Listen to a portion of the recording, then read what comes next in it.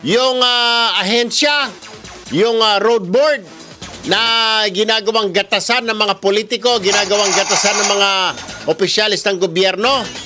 Itong road board po, siya yung ahensya na yung mga road users tax. Pag nagpa-renew ka ng lisensya, rehistro ka ng sakyan, magbabayad ka. Siya ang kumukolekta. Pagkatapos, yung road users tax para sa mga kalsada. Pero hindi naman, wala siyang ginagawang kalsada dahil gumagawa ng kalsada natin ang DPWH. Kung hindi ang DPWH, yung mga provincial government at saka local government. So, entonces ang road board, wala nang ginagawa. Entonces ang road board, yung pera na kinikita niya, binubulsa lang. Kahapon po, isang araw, pinirmahan po ng Pangulong Duterte yung tinatawag na pag-lusaw, pag-abolish doon sa road board. Salamat po, Mr. President, dahil sobra-sobra talaga ginawa ng gatasan itong putragis na road board na ito. Bilyon-bilyong piso, pero ala naman nangyayari. Naku, Sus Maria Josep, oo. Thank you! Okay, mamaya ho, antabayan na ninyo ang aming pong special report. Kami ho kung naalala ho ninyo, kami ho nagtungo dyan sa Davao City. At, actually, nangampanya po yung aming grupo. Pero at the same time, meron po kaming natalisod huro na kwento. Yun hong sumbong po kasi ng mga residente. May kumalabit sa akin kasi habang nagrarally. Sabi, sir, punta ka naman sa Tagum, Davao del Norte. Sabi ko, anong meron? Punta ka lang. So pumunta nga ako, nagkwentuhan, huntahan sa mga tindera, mga residente. May nakita ako doong ginagawang flyover. Napakaganda, napakalaki. Ang problema, napakalaki rin pala ng budget. 1.6 kilometer na flyover. My goodness! 4 na bilyong piso ang halaga. Oh, come on, man! Ha? Parang gano'n. Parang gano'n. 2 bilyon ang 1 kilometro. Flyover lang. Ilalagyan mo ng tulay pag gano'n. 4 bilyon. Anong pwede? 4 bilyon? 1.5 kilometro? Ano yon? Anong poste mo ng ginto? Napakamahal. Masaklap dito, Engineer Randy at Tom. Yung flyover, ibinaon doon sa fault line. So, fault line. Pag fault line, nabibiyak yung kalsada eh. Doon lang binaon mismo, sa ibabaw ng fault line. So, pag bumuka yung kalsada, pasok yung... doon sa... Yung dinaanan talaga ng fault line, doon itinirik yung mga poste. Anong tanga? Kasi pag nag-earthquake, nasira, di gagawin ulit. Ikaw naman talaga. Mathematics lang yun. Siyempre, pag nag-earthquake, natural, nag-earthquake, nag-crack yung mga, hindi. Huwag na natin sabihin, bumuka yung lupa. Pag fault line, malakas talaga giyarig dyan. Di siyempre, magka-crack yung mga poste. Pa-repair mo. Sasabihin, kailangan namin ng another 2 billion dyan pag-repair. Number 3. Number 1, mahal. Number 2 sa fault line. Number 3. Hindi kailangan ng skyway o flyover yung kalsada kasi tigpo 4 lanes na.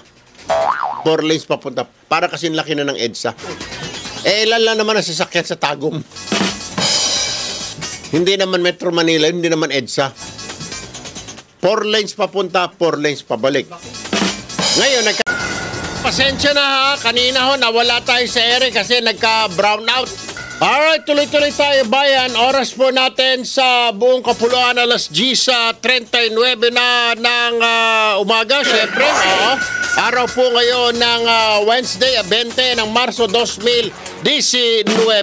Okay, pag-uusapan naman ho natin ngayon itong patungkol sa sinasabing pagsibak or pag-abolish ng Pangulong Duterte sa road board. Ito yung ahensya bayan na saksakan ng inutil na,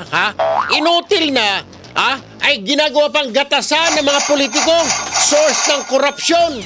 road board na dapat ng isa ang kanilang trabaho ay gumawa ng mga kalsada dahil may pondo sila, may pondo sila galing sa road users tax, yung sa pag nagparehistro ka ng sasakyan, mga lisensya.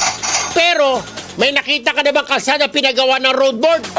Ang mga kalsada ginagawa ng DPWH, ginagawa ni gobernador, ni mayor. Pero itong road board na ito, wala pang ginawa ang hinayupak na ito. Useless ba yan? Kaya nararapat lamang na si Bakin na ito, tanggalin na ng Pangulo dahil wala naman talaga hong kasilbi-silbi itong lintik na road board na ito. Napapanahon na. Nasa linya ng ating telepono si PACC spokesperson, Commissioner Manuelito Luna. Magandang umaga po, Commissioner Luna, sir. Magandang umaga, Idol Erwin. Opo. Sir, ito pong road board ay tinanggal na ng Pangulo, inalis na ng Pangulo, inabolish na ng Pangulo. I think nararapat lamang sa inyo pong opinion tama ba na alisin na ng Pangulo talaga ito? Kasi ala naman hong nagagawa ito ala namang silbi. Tama po kayo sa inyong pananaw. I fully agree. Ang ating Pangulo ay gumawa ng hakbang na sa tingin ko ay nararapat, timely, at ito ay sinusuportahan ng publiko. Kasi matagal na naririnig natin na itong road board ay parang ginagawang katasan ng ilang politiko. Wala so, dapat lang. Wala ho bang anong tawag dito? Wala po bang makakasuhan na mga opisyal dito sa road board na ito, dito sa kanilang pinagagawang katarantaduhan? Wala ho bang makakasuhan dyan? Well, pwede po kami mag-conduct ng investigation dyan. Motu proprio. Ako mismo ang mag-initiate.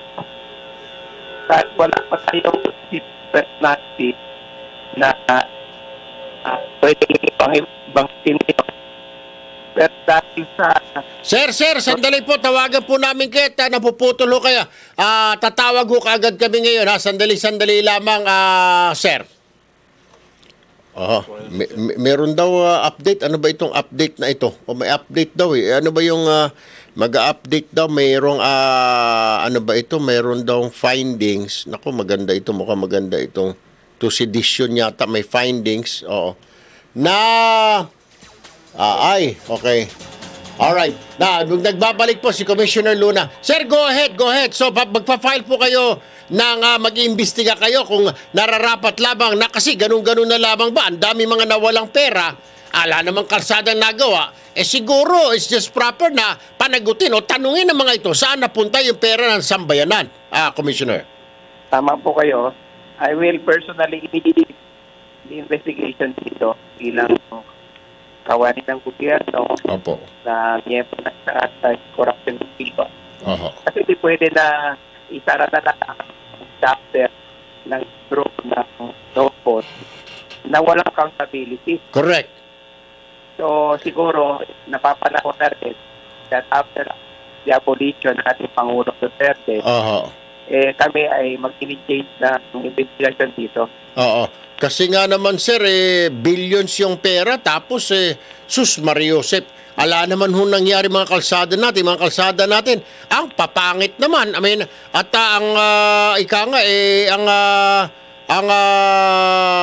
ang kumita lang dito yung mga ilang bulsa. Pagkatapos billion ang nawala, bayad tayo ng mga road users tax. Ala naman nangyari, Commissioner. Yes, merong MOA report na nagsasaad na mismanage at may mga anomalya sa pondo ng road board. So hindi pwede na hindi natin imbestigahan ito dahil ito ang isang ahensya na nagkaroon ng malaking anomalya sa pag-manage ng pondo ng ating mamayan. And specifically, tayo mga motorista ang naperwisyo dito. Tama. Kasi ang kinokollect nito, yung sinasabing Motor Vehicle Users Act or MVUC, no? Opo. So, 166 billion yata yung nakolekta up to 2018. So, medyo malaki ito, Erwin. Alright. Ay, Commissioner Manuelito Luna ng meron din akong ilalapit sa inyo, Com. Yes po. Dito po sa may Tagum, Davao del Norte, akalain mo ito, sayang naman, 4 billion pesos Skyway. Tapos, Diyos ko pong pineapple kong, Commissioner, pinatong ba naman yung kalsada sa fault line? Anong klase ng mga construction ito? Hindi pinag-aralan. Talagang parang 1+1, kita mo na kahit elementary, makikita ka. Siyempre, pag nag-earthquake, kahit paano, magkakrack yung mga poste nito, i-repair na naman natin. Sayang yung salapi ng sambayanan. Bibigay ko sa inyo ang detalye, sir. Hinggil dyan sa Skyway niya. Thank you, sir. Good morning. Mabuhay po ang Presidential Anti-Corruption Commission. Salamat po. Thank you! Update, ito. Hindi natin natanong. Yung pala yun, akala ko may magre-report sa Lumi. Sorry, akala ko may magre-report. Yung pala, yung kanilang update. Meron ba? Sino yan? Tawagan ulit. Oo nga, update tayo doon sa... Marami mga kababayan tayo ang gusto marinig ito. Doon sa Pasay Prosecutor, yung komento ni Trillanes, yung second motion for Attorney Commissioner Luna. Opo. Sorry ulit sir, nakalimutan ko. Meron po kaming katanungan kasi. Hingin lang namin yung update po doon sa kaso ni Senador Trillanes, yung komento po ng Pasay Prosecutor sa kanyang second inciting to sedition indictment. Sir, ano na ang latest dito? Alam niyo, itong si Trillanes, nagsinungaling na naman sa prosecutor's office. Sinasabi pa naman niya na hindi namin isinaad o inallege kung saan niya binigay yung speech na binabanatan niyang presidente, Duterte, nung kinancel yung kanyang amnesty. Ibig ba niyang sabihin, nasa ibang lugar siya, other than the Senate, nung sinabi niya yung mga masasamang salita sa ating Pangulo. Nandun yung mga kaibigan natin sa media, sa Senate, at sinabi rin namin sa aming complaint. Sir, nakita rin naman sa TV yun, yung kanyang interview niya na yun, natalumabas sa mga diyara, ano tayo, mga bulag? Ano yung mga tao, mga tanga? Yun nga, Erwin, grabe naman yung pagsisinungaling niya. Sinabi niya parang sinabi niya nasa bahay siya nung sinabi niya yun. Hindi sa Senado. Kung alam na nasa Senado siya nung time na yun. Paano narinig ng media, ng mga TV, ng mga dyaryo kung nasa bahay? Talagang ba, hindi ko kaya sir, may tama na sa ulo yan, may tililing na, kaya nga tawag la, Trillanes tililing, hindi kaya. Paano? Sana naman, magsinungaling lang siya, mali-mali pa. Diyos ko po naman. Paano naman na malalaman ng sambayan? Paano nyo malalaman kung sa bahay niya sinabi, sa loob ng bahay niya? Di ba? Kaya nga alam ko na. Niyang umalis sa Senado. Alam ko na. Gusto niya magtago doon tapos ngayon sasabihin niya. Hindi namin sinabi na nasa Senado siya nung time na yon. Hindi, alam ko na. Tama sir, tama siya. Kasi nasa Senado siya. Nung sinabi niya, yung bahay niya ng mga oras na yun, yung Senado. Hindi ho ba? Hindi ho ba? Tama po. Nung sinabi niya yun, nasa Senado siya. Nung mga oras na yun, yun ang bahay niya. Ginawa niya bahay yung Senado. So, nasa bahay siya. Com. Yun. Tama po. Ginawa niya bahay ang Senado. Tapos sasabihin niya ngayon hindi daw namin sinabi na nasa Senado siya nung time na yun.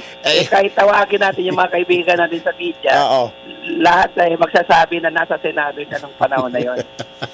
Ay, nako sir, siguro wala na, buang na rin yung maniniwala sa mamang. Pero alam nyo ba, tumatakbong congressman na ito, baka hindi nyo alam siya po yung representante ngayon, nominee ng Magdalo Party List. So palit po sila ni Congressman Alejano. Siya naman bababa sa Magdalo, sir. Siya po ang first nominee. Yun nga ang nalaman namin na siya number 1 nominee ng Magdalo. Yung ating mga botante dapat mag-isip na. Dito. Ayun, Kasi walang ibang dala ito kundi gulo eh. Puro sakit sa ulo na lang. Anyway, nako, maraming salamat muli, Commissioner Manuelito Luna, ang tagapagsalita po ng Presidential Anti-Corruption Commission. Magandang umaga po, mabuhay po ang PACC muli. Thank you! Ay, alam nyo na bayan, sa susunod na halalan, bakit pa ninyo iboboto itong tao na ito? Para kayong kumuha ng palakol at pinalakol yung ulo ninyo o iboboto nyo pa yung Magdalo. Hindi nyo po makikita ang pangalan ni Trillanes. Wala po doon. Ang makikita nyo lang Magdalo. Tignan nyo na muna bago nyo bilugan kasi pag binulugan nyo, mabibilang yung boto nyo. Pero sasabihin mo, wala naman, kung hahanapin mo ang Trillanes sa party list, wala siya sa party list. Hindi, ang party list lang po ng Magdalo ang nandoon. Pero pag nanalo po yung Magdalo, ang ibig sabihin yan, si Trillanes ang uupong congressman nila. My goodness! Kaya nga po, pag nakita na ninyo, iwasan nyo na ho yan, huwag nyo na ho i-check yan, i-check nyo na lang yung 101, yung ACT-CIS. May patutunguhan pa kayo. Oo. Mayroon pang masiservisyo sa inyo. Kung si Trillanes, konsumisyon lang aabutin nyo, babanatan pa ang Pangulo na naman. Kung sino-sino namang Judas, Hestas, Barabas at titirahin ng buang na yan. Mas mabuti pa, yung 101 na lang, ACT-CIS, yun ang bilugan ho ninyo. Huwag yung kung ano, Magdalo, Magdala, Magdalena, Magduldul, at Magdildil. Huwag ho yung mga yun. Isa lang ho, ACT-CIS 101. Anyway, dire-diretso pa rin po tayo, bayan. Ako ay... marami-rami pa ho tayo mga pag-uusapan. Oy, tika muna, nasa what's happening here. Ito. Former road board. Ayun! Dating director po siya ng road board. Si Sir Orlando Marquez. Magandang umaga po, Sir Orlando. Good morning, Sir Erwin. Good morning sa iyong mga tagapakinig.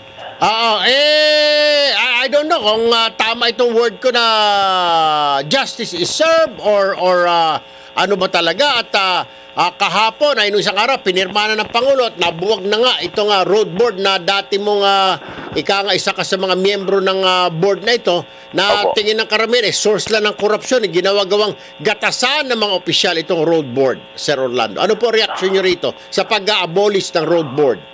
Alam nyo, maganda na ho yun dahil na-desisyonan na ho yan. At yan naman po, ang layunin ng paggawa ng batas po ay nakakahinayang dahil napakalaki po ang ginastos ng pera ng taong bayan bago na ipasa yung batas, di ba po?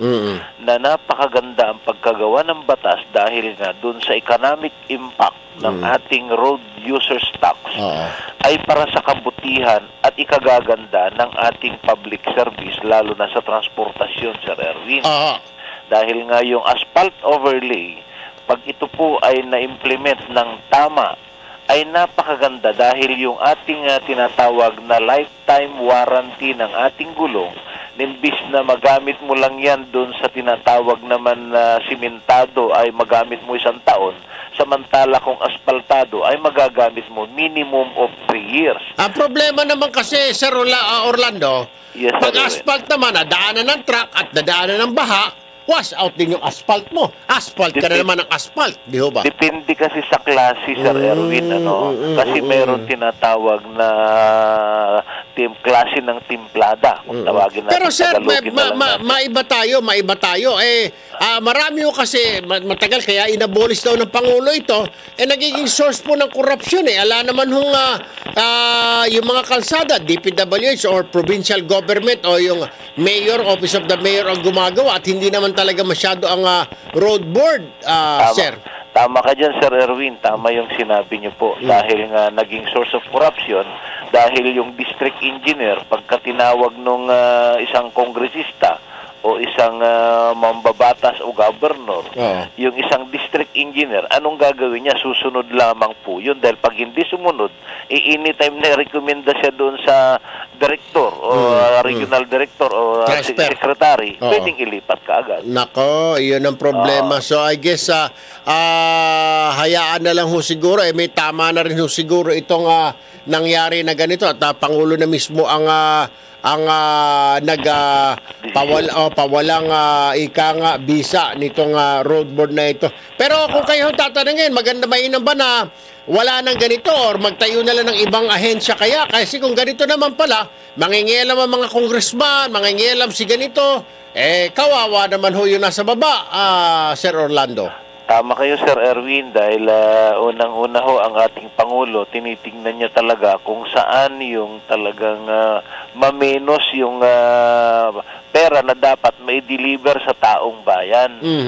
So, yung graft in corruption dito ho sa departamentong ito, ay talagang ang ating kaalaman dyan ho, ay maganda ang layunin ho nung yung road board na batas, pero yung pong implementasyon nandoon kasi po yung corruption. Nako.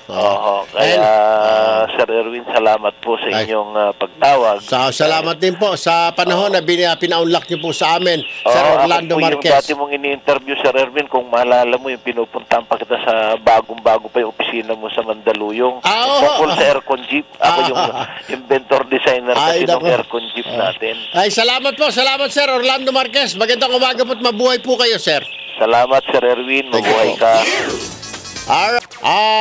Ito ho, na-discover namin, mangyari ho may lumapit. May kumalabit ho sa inyong lingkod at habang nasa Davao City ako, sabi, Sir, pwede ho bang pasyalan nyo yung aming lugar, yung aming lungsod? Sabi ko, bakit? Ala pong tubig doon. Sabi ko, ha? Ala po. Sabi ko, bakit? May El Nino ba diyan sa inyo? Sabi, wala po. O ano? Wala lang po. Talaga wala kaming tubig. Simula po nung pinanganak ako. Si nanay, parang 43 years old na. Simula po ako pinanganak, sa dagat kami naligo. Tapos yung tubig namin, binibili ho namin. May nagrarasyon. Sabi ko, wala ba mga Davao Water District? Wala po. Hindi nakakarating yung tubo dahil hindi raw malagyan ng tubo. Diyos ko po naman. Dumating ho ako doon. Entonces, ang bumungad sa akin yung Skyway na ay flyover na hindi pa natapos-tapos. Sabi ko, magkano ba yan? 4 billion po Tapos, sabi, Sir, alamin mo nga, tanong mo po dyan sa mga geologist, may fault line daw sa ilalim. Tinanong ko nga. Pero yung geologist, dahil private yun, hindi naman sa public, hindi sa gobyerno, positive. Yung dinaanan mismo, yung kinatitirika ng Skyway, ay may fault line. Parang hindi plinanong Skyway. Hindi rin sinabi sa gobernador na magtatayo ng Skyway. Hindi rin alam ng DPWH. Paano? Ng DPWH main office, ha? Ito. Kabilang po dyan nga ang 4 na bilyong pisong Skyway project na itinatayo ngayon sa ibabaw ng fault line ng Tagum City. Ang mga questionabling ospital, nagtayo ng ospital, ala naman mga doktor at nurses. Tanging mga ipis lang po ang nandoon. Walang tubig ang barangay. 2,000 katao. At ilang pang nakatiwangwang na proyekto. Oh my goodness. Hindi ko ho alam kung anyway, narito po, panoorin nyo na lang kayo humusga. Narito po ang aming eksklusibong report. Kabi-kabila ang proyekto sa 1st District ng Davao del Norte. Pero sumbong ng ilang mga residente, maging ng ilang mga opisyal na rin ng probinsya, manumalya raw at questionable ang ilang proyekto sa naturang lugar. Tulad daw ng mga kalsada na ito na palaging sira at palaging ginagawa. Taon-taon na lang ay ginagawa ang kalsadang ito. Kung hindi itong bahaging ito ay doon naman sa kabila. Suggestion ng pamahalaang panlalawigan, lagyan ng flyover ang lugar na ito dahil kinakain ng alimango ang ilalim ng kalsada. Subalit hindi naman ito nangyari. Bagkos ang flyover ay inilagay doon pa sa unahan. Giit ni outgoing governor at ngayon tumatakbong congressman sa Davao del Norte na si Anthony Del Rosario, hindi raw kalsada kundi flyover ang matagal na nilang suwestyon na itayo sa lugar, pero hindi ito natupad. There was a plan to put that flyover there. And that was approved by the Regional Development Council. That's why, again, I was surprised paano nangyari na yung flyover doon sa area na yon nalipat doon sa kabilang lugar, no? Without anybody knowing about it. Ang problema, maging ang skyway na itinayo, meron din daw problema. Sa budget insertion, kinuha ang pondo para dito sa 1.6 kilometer na skyway dito sa Tagum City. 4 billion ang halaga ng naturang proyekto na sinimulan noong 2017 at hindi pa matatapos hanggang 2020. Ang problema raw, nakapatong sa fault line ang naturang proyekto. Ibinunyag naman ni Del Rosario, hindi raw sila naabisuhan sa naturang proyekto na ipinagawa ni dating Speaker Davao del Norte Congressman Pantaleon Alvarez. Si Alvarez ang makakalaban ni Del Rosario sa papalapit na halalan sa Mayo. Hindi rin umano inabisuhan ng mga eksperto, maging ang mga engineers ng DPWH kahit na mahagip ng skyway ang fault line sa lugar. Dalawa ho ang fault line natin dito sa Davao del Norte, the Central Mindanao fault line and the Eastern Mindanao fault line. No? Hindi talaga sila kinonsulta. As a matter of fact, when I was asking our DPWH, this was in 2017 and also in 2018, ang sinasabi ho nila is wala pa rin daw feasibility study na natatapos. Ongoing pa ang feasibility study. No? So up to this day, wala pa rin ho sila binibigay ng feasibility study. Tingin din ng gobernador, overpriced ang 4 na bilyong pisong proyekto para sa 1.6 kilometers na skyway. Well, I think that's relatively high. No? But then again, yan ang costing na nilagay nila doon. Ano? But this is the problem. In the absence of any documents, how are you to say whether it's cheap, expensive? Kasi hindi ho natin alam talaga kung anong meron doon. Sumbong naman ng ilang residente ng barangay Libuganon sa Tagum. Hanggang ngayon daw, wala silang maayos na pagkukunan ng tubig sa kanilang lugar. Since birth yun talaga, sir, wala na kaming dito, tubig na nagsusustain dito. Umaasa lang kami sa ulan, sa balon, deep well. Sa ngayon, umaasa lamang ang mga residente sa 6 na tangke ng tubig na ipinalagay ng probinsya ng Davao del Norte sa 5 magkakahiwalay na lugar sa barangay.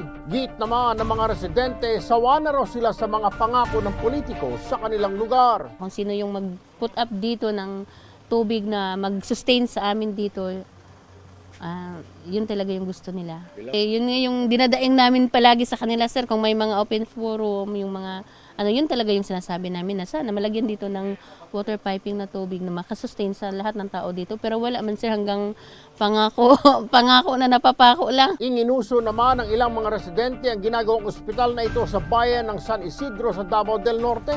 Posible raw na hindi mapapakinabangan ito dahil wala raw budget sa naturang ospital para sa mga doktor, mga nurses at iba pang empleyado. Pero git ng ilang opisyal ng Rural Health Center sa lugar, pangako raw na tapusin ngayong taon ang ospital. Oo sir, yun ang sabi nila. Pag matapos na daw yan, mag-umpisahan, na daw sila.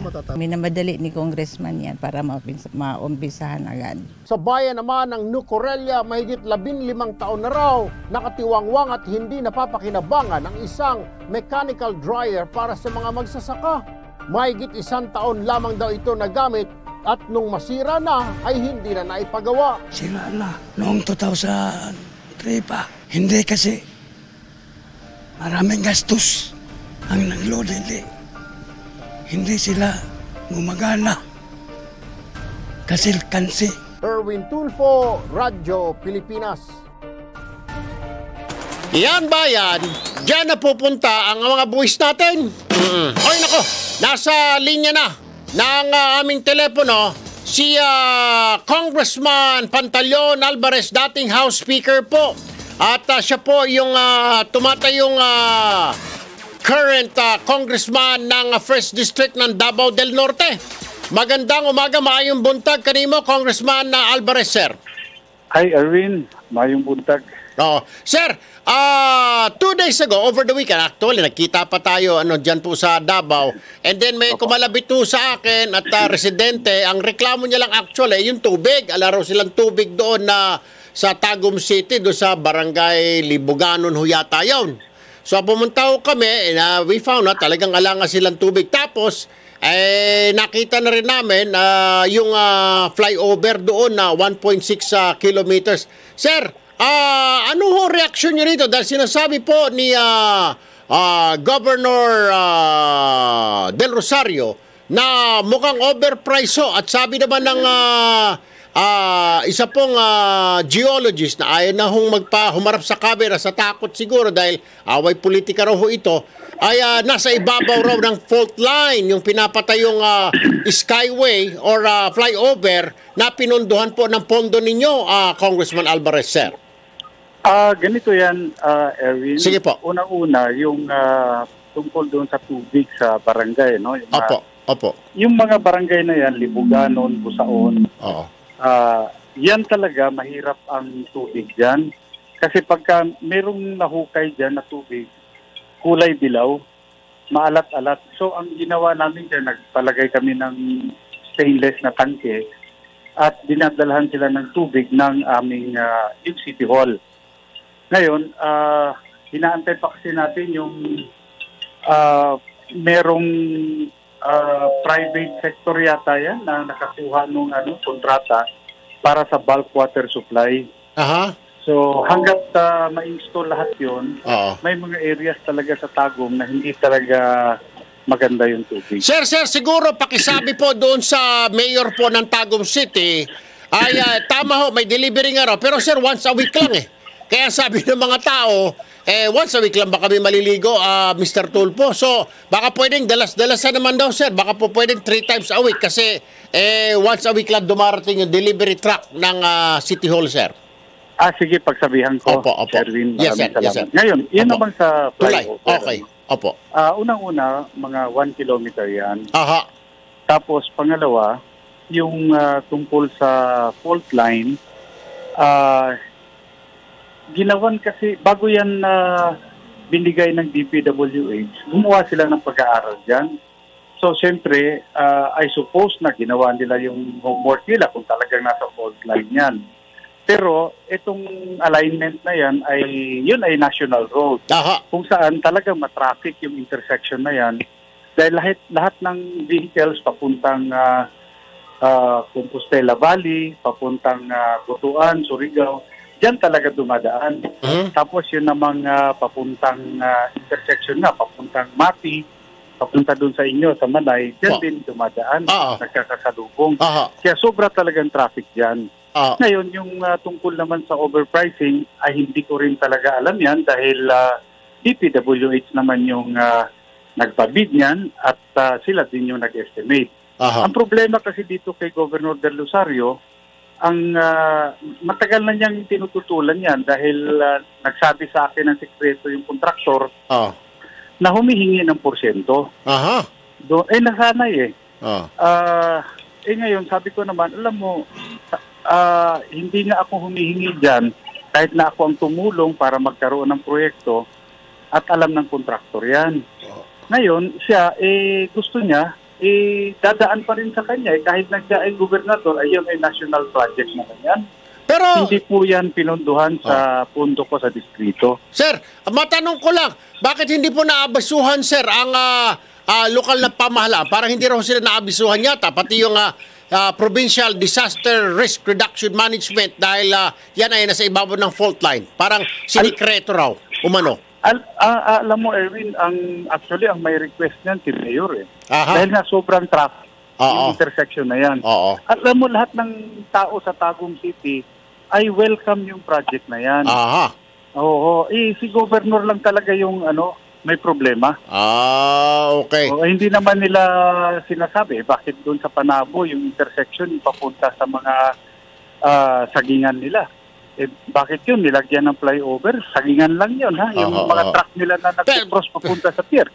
Pero sir, matanong ko lang, totoo ba na ito po ay nanggaling sa budget insertion? Yun ho, narinig ko na ulanigan ko. Ay, hindi po. Hindi po. Di talagang part yan doon sa build ng ating Pangulo. In fact, meron pa ng isang pending yan. Yung tulay naman from Davao City crossing Samal Island. That's also Davao del Norte. One last question, sir. Sabi nyo kanina, hindi overpriced. Pero kung 1 kilometer yan, sir, at 4 billion, so hindi ko kaya parang masyadong maluho yung proyekto na yan? It's so excessive. Hindi naman siguro, Erwin, considering na ang laki din ng kinocontribute ng Davao del Norte sa Kabanan Bayan. Hindi po, yung project lang itself, parang pumapalo kung i-divide mo po yan, 1,000 meters divided by 4 billion o 4 billion divide. Napakalaki per metro niya yata yan. Kung pwede ba silipin nyo na rin kaya ito, sir? Kung DPWCT, silipin nyo na rin siguro, sir. Ano po? Opo, siguro pagkatapos ng election. Anyway, break kasi kami ngayon. Yes, I understand. Pwede po natin tutukan yan. Alright. Maraming salamat po sa panahon na binigay po ninyo sa amin. Congressman Pantaleon Alvarez, dati pong Speaker of the House, kayo ay 1st District Congressman ng Davao del Norte. Thank you very much. Good morning, sir. Bye, daghang salamat. Thank you po. One kilometer, mas lalong napamahal. Divided by... Wala nito, hindi pwede wala maasahan dito. Ako na lang nga. Tatanungin ko sana kung paano yung computation, kung magkano lumalabas per metro. Sa 4 billion, Diyos ko po, napakalaki, ha? 4 billion, wala, sumurrender na yung calculator ko. Hanggang 400 million na lang. Surrender. Ayan, meron pa. Kaya. Ayun. 4 billion. Ayan, ha? So, 4 billion divided by 1,000 meters. Di ba? 1,000. Equals 4 million bawat metro. My goodness! 4 na milyong piso ang bawat metro. Isang metro, ganun. 4 million. Anong gagawin natin? Ayun ang sabi? Ito nga. Maayong buntag, Yusek Dimas Sugilyon ng in charge ng DPWH Mindanao. Sir, good morning. Maayong buntag po, Joe Erwin. Sensya na ako sila sa Buanga.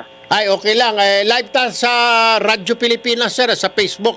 Sir, magtanong lang ako. Alam mo ba itong Skyway o itong flyover dyan sa Davao Oriental, sa Tagum City mismo, yung 1 kilometer na Skyway? Yun ay nasimulan na yan. Yan. Pero nasisilip po kasi ngayon na parang napakamahal daw, sir. 4 billion pesos ang 1 kilometro. Hindi naman. Siguro pa-review natin. Kukuhan ko sa iyo. Kasi minultiply ng engineer ko dito, itong actually, itong engineer ko, engineer po sa electronics engineer ito, may dalang calculator, ay sabi kasi ni Congressman Alvarez, yan ay 1 kilometer, pero 4 billion, nung minultiply, dinivide namin, parang lumalabas, 4 million pesos ang bawat metro. Diyos ko pong kamahal naman. Kung lang, bibigay ko sa review natin yan para maliwanagan tayo. Sige nga po, kasi yan po ay nasisilip po kasi, kaya natanong namin, kaya tinawagan namin dahil kayo in charge. At alam ko naman hindi nyo Salamat po sa tulong ninyo or in advance sa magiging tulong ninyo, Yusek Dimas, sir. Thank you po. Good morning. Salamat po. Thank you!